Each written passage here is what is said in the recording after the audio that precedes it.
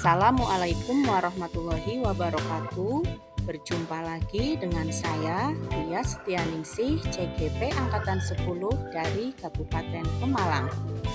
Pada kesempatan kali ini, saya akan menampilkan demonstrasi kontekstual modul 3.1 tentang pengambilan keputusan berbasis nilai-nilai kebajikan sebagai pemimpin. Pada kesempatan kali ini, saya melakukan wawancara dengan dua narasumber. Narasumber yang pertama yaitu Ibu Pujiati SPD SD selaku Kepala Sekolah SD Negeri 05 Telagasana dan merupakan sekolah di mana tempat saya bekerja. Berikut salah satu kasus yang telah diceritakan oleh Ibu Pujiati pada sesi wawancara. Kasus yang pernah dihadapi oleh Ibu Pujiati yaitu berkaitan dengan mutasi siswa yang kerap kali terjadi karena siswa tersebut harus mengikuti tempat orang tuanya bekerja merantau ke Kalimantan. Terkadang belum ada 1 tahun siswa yang tadinya pindah ke SD Kalimantan kemudian pindah lagi ke SD 05 Telagasana di saat orang tuanya habis kontrak dalam bekerja. Namun, ketika orang tua siswa tersebut berangkat merantau ke Kalimantan lagi, siswa tersebut harus mengajukan mutasi lagi untuk kembali ke SD Kalimantan. Dan hal itu tidak hanya terjadi pada salah satu siswa saja, namun bisa dikatakan lebih dari satu atau banyak siswa yang mengalami hal seperti itu. Dengan kondisi demikian, membuat pihak sekolah khususnya Ibu Kepala Sekolah cukup kerepotan untuk proses mutasi siswa yang terjadi antar pulau, karena harus selalu menghubungi operator dinas setempat. Namun, di sisi lain ada rasa kasihan kepada siswa tersebut agar tetap mendapatkan hak belajarnya dimanapun dia berada. Berikut hasil dari wawancara yang telah saya lakukan dengan Ibu Pujiati. Yang pertama yaitu hal yang saya lakukan oleh Ibu Pujiati dalam mengidentifikasi kasus-kasus yang merupakan dilema etika ataupun rujukan moral, yaitu dengan melihat aturan yang berlaku diimbangi dengan etika. Kemudian melakukan tanya jawab dengan wali murid terkait latar belakang masalah tersebut. Dan selanjutnya membangun komunikasi yang baik dengan wali murid dan juga kepala sekolah yang baru di mana siswa tersebut bersekolah lagi. Yang selanjutnya yaitu hal-hal yang dilakukan oleh Ibu Pujiati dalam menjalankan pengambilan keputusan di sekolah, terutama untuk kasus-kasus yang mana terdapat dua kepentingan yang sama-sama benar, yaitu yang pertama melakukan komunikasi dengan pihak terkait baik secara lisan maupun dengan menggunakan telepon ataupun chat WhatsApp. Kemudian beliau selalu mendasarkan pada rasa empati pada pihak-pihak terkait.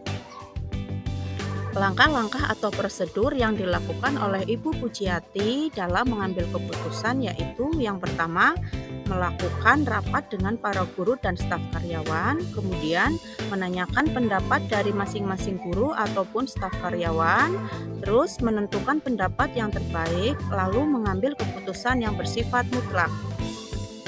Hal-hal yang dianggap efektif oleh beliau dalam pengambilan keputusan pada kasus-kasus dilema etika yaitu lebih mengutamakan prinsip berpikir berbasis rasa peduli dan melakukan komunikasi yang baik dengan pihak-pihak terkait. Adapun hal-hal yang selama ini merupakan tantangan dalam pengambilan keputusan atau kasus-kasus yang dialami oleh Ibu Pujiati yaitu mengambil keputusan yang sama-sama penting dan perbedaan sudut pandang dari berbagai guru ataupun staf karyawan. Dalam menyelesaikan kasus dilema etika, biasanya Ibu Pujiati terlebih dahulu membuat jadwal penyelesaian untuk masalah yang sifatnya berkepanjangan ataupun berkelanjutan. Namun, untuk masalah yang bersifat urgent atau mendesak, biasanya diselesaikan secara langsung di tempat, sehingga menghindari munculnya masalah yang lebih kompleks. Faktor-faktor yang selama ini mempermudah atau membantu Ibu Pujiati dalam pengambilan keputusan dalam kasus-kasus dilema etika yaitu dengan menjalin komunikasi yang hangat dengan seluruh warga sekolah. Pada sesi wawancara yang kedua, saya melakukannya dengan narasumber Ibu Dian Fitri Listioningrum selaku Kepala Sekolah SD Negeri 01 Bongas. Pada wawancara yang kedua, saya lakukan dengan Ibu Dian Fitri Listioningrum selaku Kepala Sekolah SD Negeri 01 Bongas. Kasus yang pernah dihadapi oleh Ibu Dian yaitu saat pengambilan keputusan pembagian jam mengajar untuk guru PAI. Pada awalnya di SD Negeri 01 Bongas hanya memiliki satu guru PAI yang berstatus Wiyata Bakti. Meskipun masih berstatus Wiyata Bakti, tetapi guru tersebut sudah menerima tunjangan sertifikasi. Namun pada saat bulan April di SD tersebut mendapat guru PAI baru berstatus P3K, sehingga Bu Dian cukup bingung dalam membagi jam mengajar yang mana dalam satu minggu hanya ada 24 jam pelajaran untuk mata pelajaran PAI. Tentunya jika itu dibagi rata dengan dua guru tersebut tidak memenuhi persyaratan pencairan tunjangan profesi guru bagi guru bersangkutan. Namun, jika Bu Dian tidak membagi rata jam mengajar tersebut, maka Bu Dian akan merasa tidak dapat berlaku adil. Akhirnya, Bu Dian memutuskan untuk mengadakan rapat bersama seluruh Dewan Guru sehingga ditemukan sebuah solusi bagi guru PAI Wiyata Bakti menerima tunjangan profesi guru tetap mengajar di SD Negeri 01 Bongas, namun harus mencari sekolah ampuan untuk memenuhi jam mengajarnya. Berikut adalah hasil dari wawancara yang telah saya lakukan dengan Ibu Dian. Yang dilakukan oleh Ibu Dian ketika mengidentifikasi kasus-kasus yang merupakan dilema etika ataupun rujukan moral yaitu melihat aturan yang berlaku diimbangi dengan etika. Kemudian membangun komunikasi yang baik dengan masing-masing guru sehingga dapat mengetahui sumber permasalahan utama. Kemudian dalam menjalankan pengambilan keputusan di sekolah Ibu Dian, terutama untuk kasus-kasus di mana ada dua kepentingan yang sama-sama benar, hal yang dilakukan oleh Ibu Dian yaitu dalam menjalankan pengambilan keputusan harus dimusyawarahkan terlebih dahulu. Kemudian keputusan diambil dengan prinsip keadilan sehingga tidak merugikan salah satu pihak. Adapun langkah-langkah atau prosedur yang telah beliau lakukan selama ini dalam mengambil keputusan yaitu yang pertama, melakukan rapat dengan para guru dan staf karyawan, kemudian melihat respon atau pendapat dari pihak terkait, dan selanjutnya menentukan pendapat yang terbaik dan yang terakhir yaitu dengan membuat keputusan. Lalu hal-hal yang selama ini dianggap efektif dalam pengambilan keputusan pada kasus-kasus dilema etika menurut Ibu Dian yaitu yang pertama melakukan komunikasi yang baik dengan pihak terkait, kemudian mengedepankan nilai peduli dan keadilan dalam pengambilan keputusan. Hal-hal yang selama ini menjadi tantangan dalam pengambilan keputusan yang dilakukan oleh beliau pada kasus-kasus dilema etika yaitu harus mampu bersikap adil terhadap pihak terkait, sehingga tidak menimbulkan dampak kesenjangan di antara pihak-pihak tersebut. Kemudian dalam penyelesaian kasus dilema etika, beliau tidak melakukan jadwal khusus dalam penyelesaian kasus tersebut karena langsung melakukan koordinasi dengan pihak-pihak terkait. Dari semua yang telah disampaikan, pembelajaran yang dapat dipetik oleh Ibu Dian dalam mengambil keputusan dilema etika yaitu harus bisa berlaku adil terhadap seluruh warga sekolah. Jangan sampai keputusan yang telah dibuat dapat merugikan salah satu pihak. Analisis dan refleksi. Dari hasil wawancara yang saya lakukan terhadap kepala sekolah yang pertama yaitu Ibu Pujiati, selaku Kepala SD Negeri 05 Lagasana, saya menemukan adanya dilema yang dihadapi mengenai pengambilan keputusan dalam sebuah kasus yang pernah beliau hadapi. Dilema tersebut adalah paradigma dilema etika jangka pendek lawan jangka panjang dan individu lawan kelompok. Sedangkan prinsip yang digunakan oleh Ibu Pujiati dalam menyelesaikan masalah yaitu prinsip berbasis rasa peduli. Sebenarnya Ibu Pujiati sudah menerapkan langkah pengujian dalam pengambilan keputusan, namun belum seluruhnya dilakukan. Salah satu hal yang belum dilakukan oleh Ibu Pujiati dalam menerapkan 9 langkah tersebut yaitu merefleksikan kembali dari keputusan yang telah diambil. Hal ini dikarenakan adanya anggapan bahwa setelah kasus yang muncul dapat terselesaikan sudah dianggap tepat dan benar.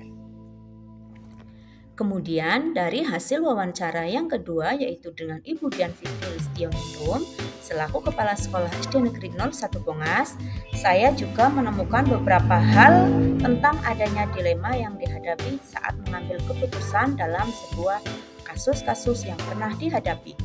Dilema tersebut yaitu paradigma, dilema etika, keadilan lawan rasa kasihan, dan juga dilema etika jangka pendek lawan jangka panjang.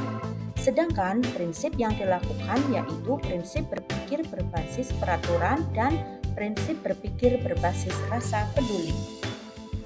Adapun hal lain yang saya dapatkan dalam proses wawancara dengan Ibu Dian dalam menyelesaikan kasus-kasus di sekolah yaitu ada beberapa langkah dari 9 langkah pengujian yang sudah dilakukan dan ada 1 langkah yang belum dilakukan. Beberapa langkah yang sudah dilakukan oleh Ibu Dian yaitu antara lain mengenali nilai-nilai yang saling bertentangan, menentukan siapa yang terlibat dalam situasi tersebut, menguji benar atau salah, menguji paradigma benar lawan benar, melakukan prinsip resolusi, membuat keputusan, kemudian melakukan refleksi. Sedangkan langkah yang belum dilakukan yaitu investigasi opsi trilema. Hal tersebut karena Budian mengalami kebingungan jika dihadapkan dengan 2 nilai kebijakan yang sama-sama penting. Dari hasil wawancara yang telah saya lakukan dengan 2 kepala sekolah tersebut, ternyata terdapat beberapa persamaan dan perbedaan. Persamaan dan perbedaannya antara lain sebagai berikut. Persamaannya yaitu yang pertama, kedua kepala sekolah tersebut sudah menerapkan beberapa prosedur dari 9 langkah meskipun belum lengkap dalam pengambilan keputusan terkait dengan kasus dilema etika. Yang kedua yaitu menjalin komunikasi dengan pihak-pihak terkait untuk menemukan akar permasalahan. Yang ketiga, dalam pengambilan keputusan sama-sama mengedepankan nilai-nilai kebajikan seperti melakukan musyawarah atau rapat terlebih dahulu dengan mempertimbangkan berbagai masukan dan pendapat dari seluruh warga sekolah dan pihak terkait. Yang keempat yaitu sama-sama mengedepankan rasa peduli dalam memahami sebuah kasus. Dan persamaan yang terakhir yaitu dalam menangani kasus yang situasinya mendesak tidak dibutuhkan jadwal karena dapat diselesaikan secara langsung.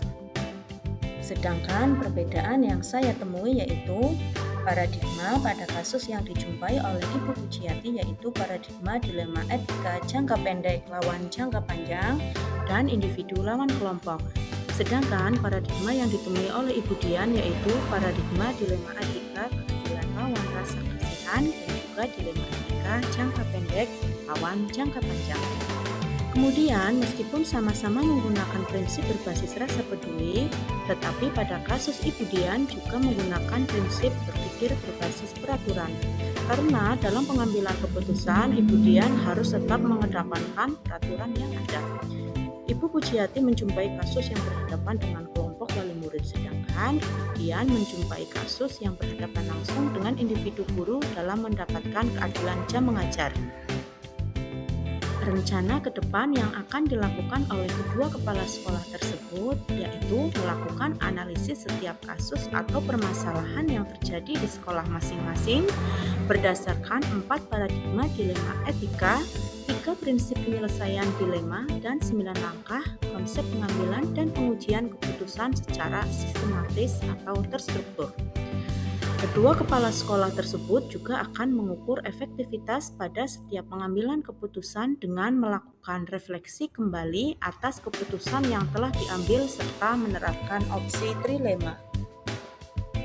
Cara dan momen saya melakukan pengambilan keputusan dilema etika pada lingkungan saya, pada murid-murid saya, dan kolega guru-guru saya yang lain adalah dalam pengambilan keputusan yang terkait dilema etika, tentu saya akan melakukannya berdasarkan 4 paradigma dilema etika, 3 prinsip penyelesaian dilema, dan menerapkan 9 langkah konsep pengambilan dan pengujian keputusan secara sistematis atau terstruktur.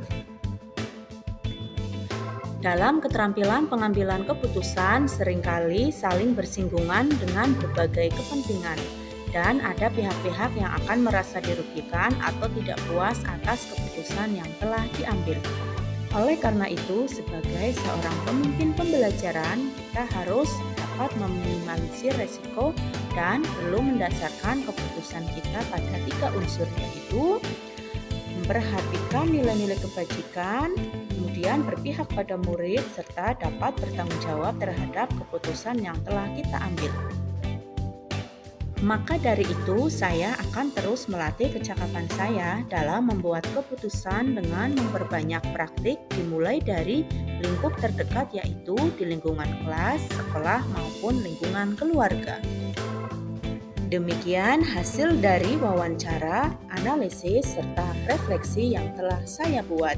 Semoga bermanfaat. Sekian, wassalamualaikum warahmatullahi wabarakatuh.